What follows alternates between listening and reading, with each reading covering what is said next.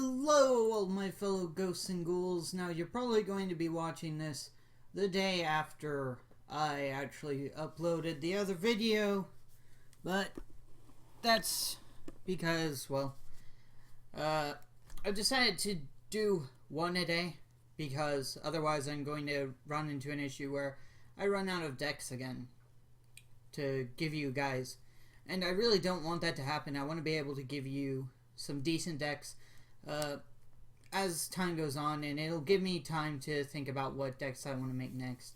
Now, here I have a Necloth deck. Now, this deck is not really meant to be competitive. I built it for fun, and it's really monster heavy, as you can tell.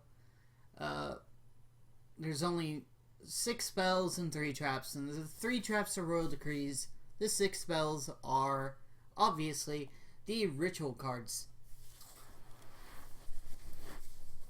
Now, for those of you who don't know what the archetype is, it's a new archetype. It's called Necloth, and it's based on ritual monsters. Pretty much what it is it's the, I guess you could say it's a mixture of the Gishki archetype and the Ice Barrier archetype to an extent.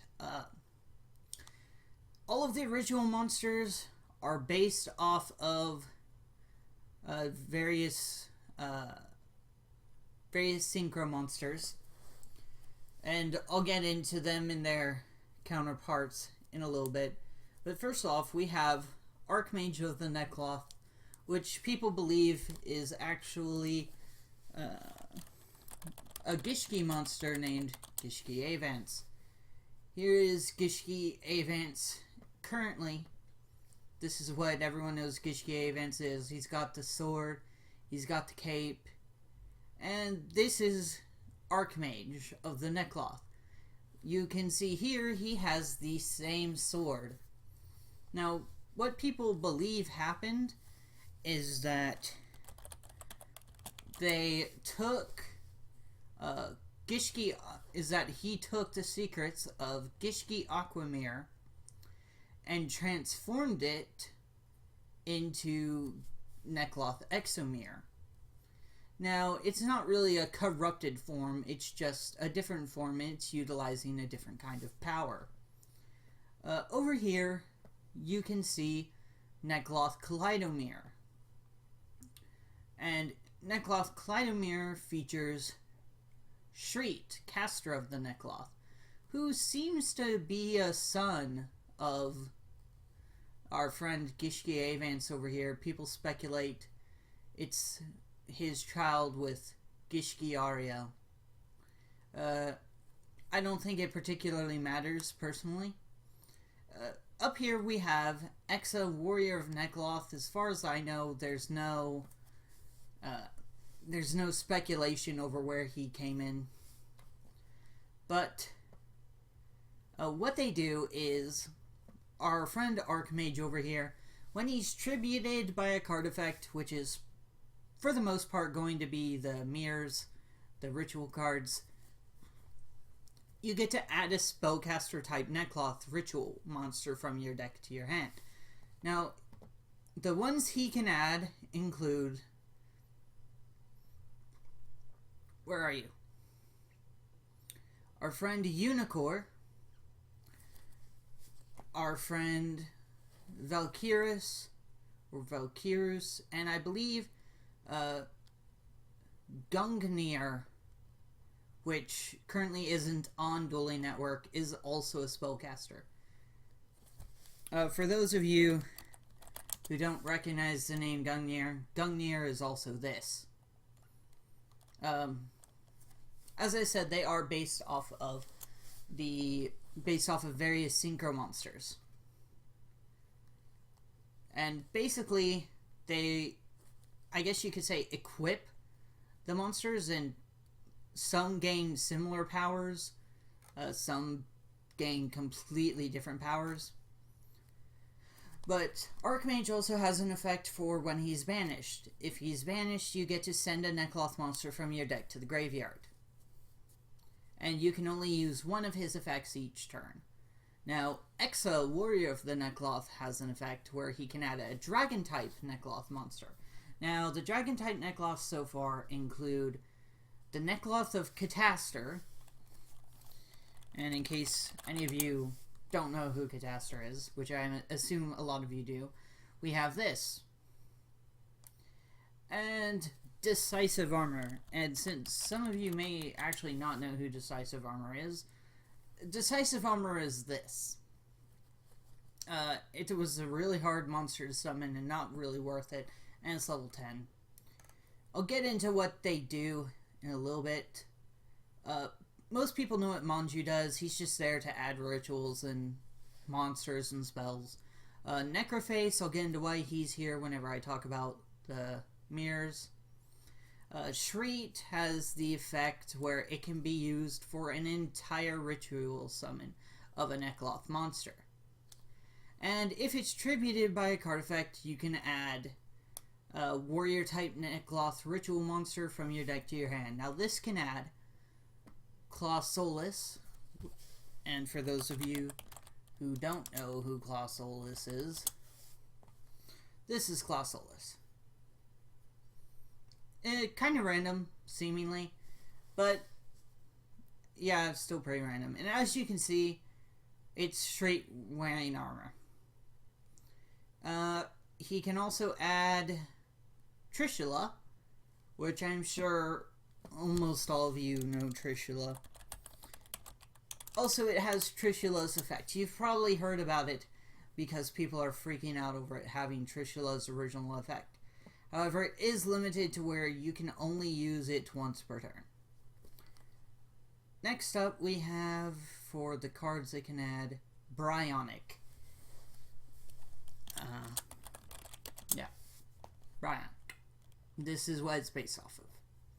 Now, all of the ritual monsters have a discard effect, as well as an effect while it's a monster.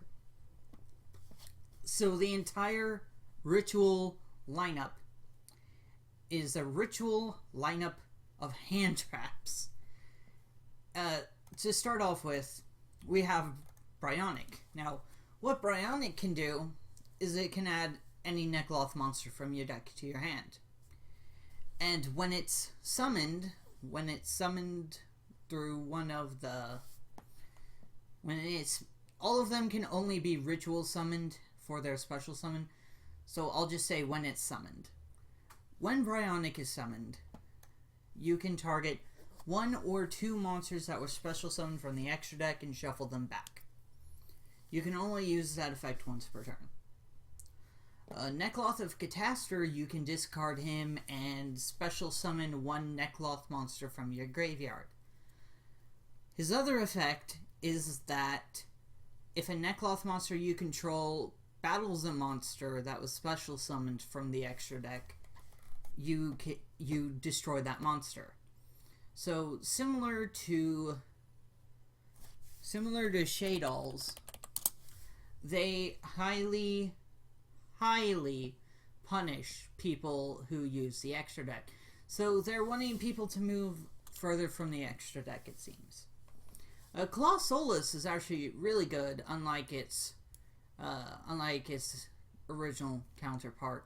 What Claw Solus does is, when it's discarded, you can add a Necloth spell or trap. And there are no traps so far, which means there's going to be. Otherwise, it wouldn't have the ability to add traps. So everyone knows this already. As far as its other effect, while it's a monster on the field, during either player's turn, you get to target a monster that was special summoned from the extra deck, and its attack turns to 0 as well as its effects are negated. And these changes will last to the end phase. You can only use that effect once per turn. Actually, you can only use each effect once per turn, except for Catastor's continuous effect of destroying special summoned monsters when they battle Necloth. Decisive Armor, he what he does is you can discard it, and it will give a 1000 attack and 1000 defense boost to any Necloth you control until the end of the turn. So it's like Honest Colute, etc. It just bumps your attack up, and it does it by 1000. And it also bumps up your defense, so that's actually really powerful. It also has the effect that you can target a set card your opponent controls, destroy it, and banish it, which is also extremely powerful because it's just any set card. It doesn't have to be a spell or trap card. It could be a monster card. So say you're going up against Shadow's, you can destroy it and banish the monster, and it won't get its effect for being destroyed because it's not going to the graveyard. However, it is 10 stars and you need to use more than one monster for its summon. All the 3 monsters so far that cannot use a monster of the same level include Decisive Armor, Trishula, and Valkyrus. Now, Trishula has the same effect as regular Trish, and it also has the effect that during either player's turn, when a Necloth monster you control is targeted by a card effect, you can discard Trishula and negate the effect. Also, when it's ritual summoned, you get to banish a card on the field, in your opponent's hand, and in your opponent's graveyard.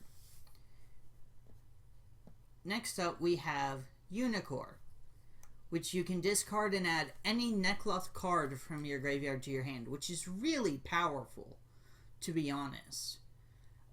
Other than that, what it can do is it can negate the effects of all face-up monsters special summoned from the extra deck. So as long as it's on the field, no extra deck monster effects work. Then we have Valkyrus. What he does is when your opponent's monster attacks, if he's in your hand, you can banish a Necloth card from your graveyard and discard it to negate the attack. Then you end the battle phase. During your main phase, when he's on the field, you can tribute 1 or 2 monsters in your hand and or your side of the field, and if you do, draw a card for each monster tributed. You can only use each effect of Necloth of Valkyrus once per turn. So that's actually really good because his tribute effect will get off Archmage, Exa, and Shriek's effects to search out Necloth monsters. So, and you get to draw cards. Exomere both of these can be used to ritual summon Necloth monsters. This one can only be used for 1. This can be used for multiple. I'll get into that in a moment. But Exomere can also banish Necloth monsters from your graveyard for the summon. While Kaleido, say you wanted to summon Bryonic and Unicorn, you can activate this and you can send the level 10 Trident Dragon to your graveyard. When you activate Kaleidomere from your extra deck, you can send it from your extra deck to the graveyard, and you will summon both Bryonic and Unicorn. Now, basically where this comes in is the reason why it's harder to summon Valkyrus, Trish, and Decisive Armor is you cannot summon them with Kaleidomere. I guess you could summon Clausolus and Valkyrus at the same time, or Trish and Clausolus, but that's beside the point. Also, the mirrors can banish themselves and a Necloth monster to add another Necloth spell from your deck to your hand. That's where the banish effects of Exa and Archmage come in.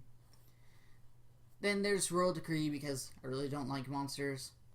Probably one of the best setups is using Kaleidomere and Herald of Rainbow Light to summon Unicorn, because you actually will get the search off of Herald of Rainbow Light. But other than that, there's not really that much to talk about. This deck is for fun, so I don't have like reinforcements of the armies and everything. And Necroface is just to recycle what you've banished. And that's about all I have time for, so see you all later.